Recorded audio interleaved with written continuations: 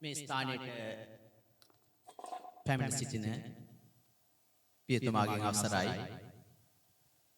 එක්කම අපගේ ආරාධනය පරිදි පැමිණ සිටින දාගොන්න කිඹුලාපිටිය යටියන කටුවැල්ලේගම ආදී විද්‍යාලවල විදුහල්පතිතුමාලන්ගෙන් සහ තුමියන්ගෙන් අවසරයි. එසේම මා මිත්‍ර රුක්මන් ප්‍රේමරාල් මහත්තයා ඉන්නවා. අවසරයි ඔබතුමාගෙන්. කුසල් දිනේෂ් සහෝදරයා අවසරයි ඔයාගෙනුත්. ඒකම පිටිපස්සේ ඉන්න මගේ බිරිඳ දරුවා අප්‍රකටව ඔවුන් ඇතුළු සියලු දෙනාගේම අවසරයි. ඉතින් මේ බීජය හිටෙව්වේ දැනට මාස එකමාරකට පමණ පෙරයි. ඒ බීජයේ පැලවි කෙමෙන් ලොකු වී අද තමයි එහි මල් පල හටගන්නේ. සමහරවිට මගේ පාසලේ දසනායක සර් ඉන්නවා පිටිපස්සේ නිල්පනගොඩ මහාවිද්‍යාලයේ නියෝජ්‍ය විදුහල්පතිතුමා. අවසරයි එතුමාගෙන්ද. හොඳයි, එහෙමනම් අපි කාල වේලාව ගොස් ඇති නිසා ප්‍රවේශෙමු අපි අපගේ වැඩසටහන. පුදුම උණක් තිබුණේ ජෝඩ් මල්ලිට මේ වැඩසටහන කිරීම සම්බන්ධව. ඒක පුදුමාකාර උණක්. මේ පිටිපස්සේ එයාගේ බිරිඳ දරුවෝ සියල්ලම හිටියා. මම ආව පමණයි.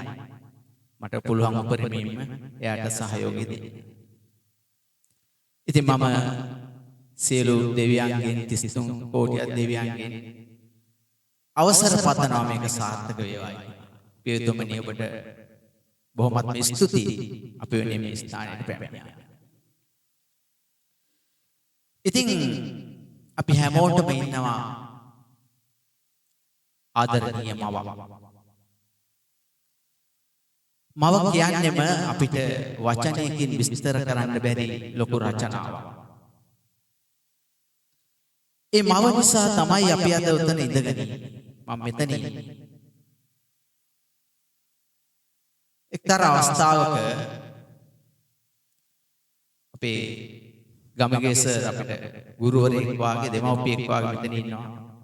නිතරම ගමගේ සර් ඔබ අහලා ඇති රුසියානු මහා ගත්කරු මක්සිම් ගෝකි කියනවා ලෝකේ හොඳම නිර්මාණ බිහි කළේ මවගේ මව්කිරි සහ හිරුගේ හිරු එළියයි. ඉතින් මෙතන මගේ නම් අම්මා නැති වුණා දැන් මාස කිහිපයකට පෙර. බොහෝ අයගේ එහෙම ඇති. ඒ අත්දැකීම බොහොම කටුක සහ දුක්මුසු අත්දැකීමක්. අම්මා තමන්ගේ ජීවිතයෙන් ඈත් වෙනවා කියන එක. එතකොට මගේ බිරිඳ පසුගිය දවසක සාරියක් ඇඳලා අහනවා මේ සාරිය අඳුරනවද කියලා. මට බොහොම තදට දැනුණා ඒ සිද්ධිය. ඒක මගේ අම්මා ඇඳපු සාරියක්. කවි සිතුවිලි ඕන තරම් එකට කවියෙකුට නම් ගලාගෙන එන්න පුළුවන්. ඕන තරම් පදවැල්ලියයි ගීත රචනා කරයි ඒ සිද්ධිය.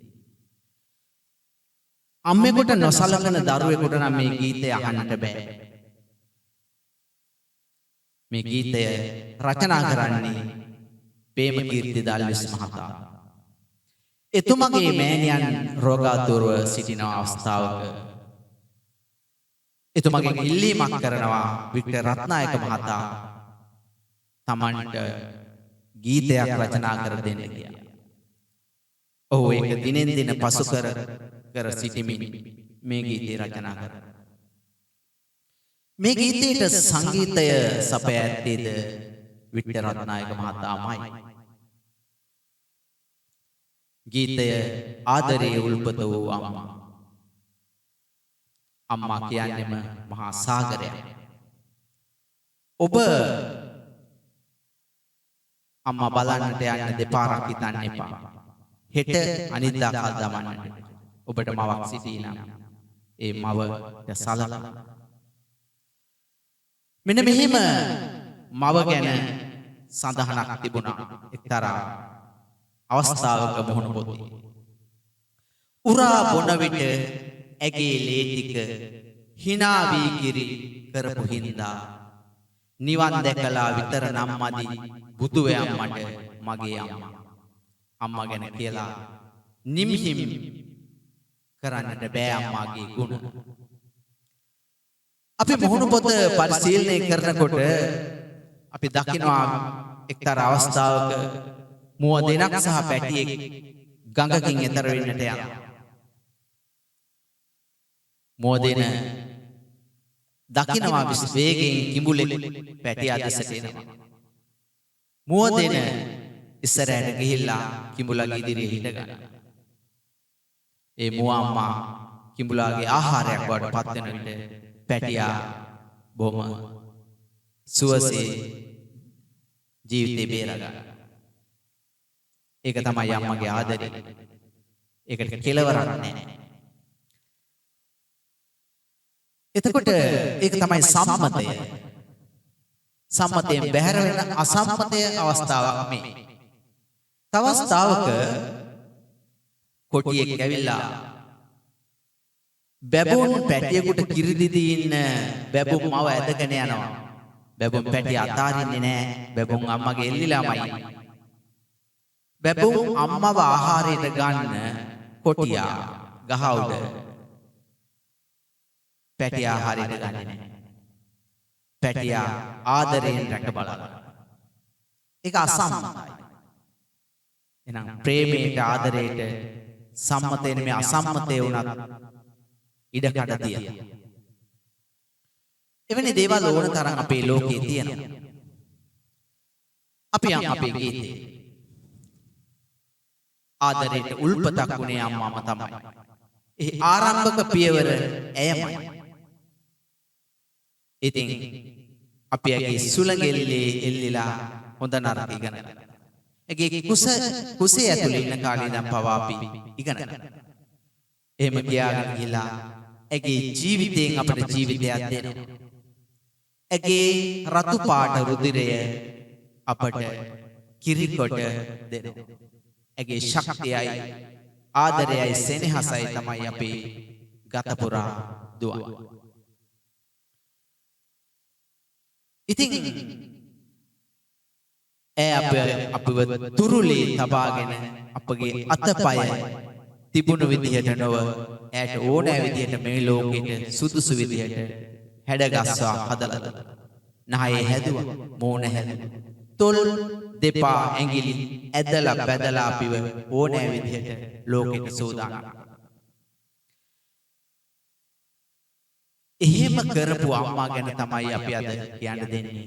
කියන්න හදන්නේ ගොඩක් දේවල් කියන්නේ නැතුව අපි එහෙමනම් තවත් බොහෝ දේවල් කියන්න තියෙනවා. කාලය ඉතිරි කර ගැනීමට අවශ්‍ය නිසා අපි ජූන් මල්ලිට අවස්ථාව ලබා දෙමු.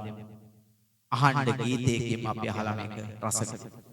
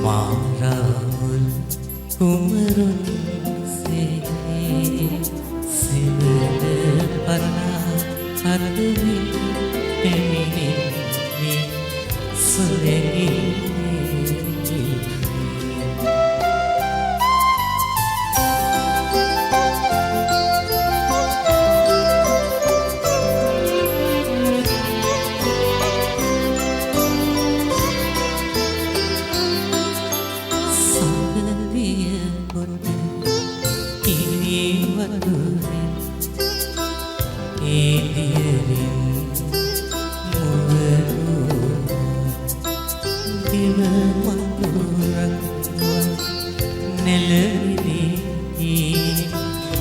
මතකයි මා නෙලෝ ජීවිතයෙන් ජීවිතයන් ගෙනවී ඒ ජීවිතයට දිරිවී පනවී මා දෙවි කළ අම්මා ආදරේ උල්පතෝ අම්මා මා ඔබේ පුතෝ ඔබ මට බුදු වන දවසේ මා රාහුල් කුමරුන් සිවන පනා අදමින් පැමිණෙන්නේ සුලගිල්ලේ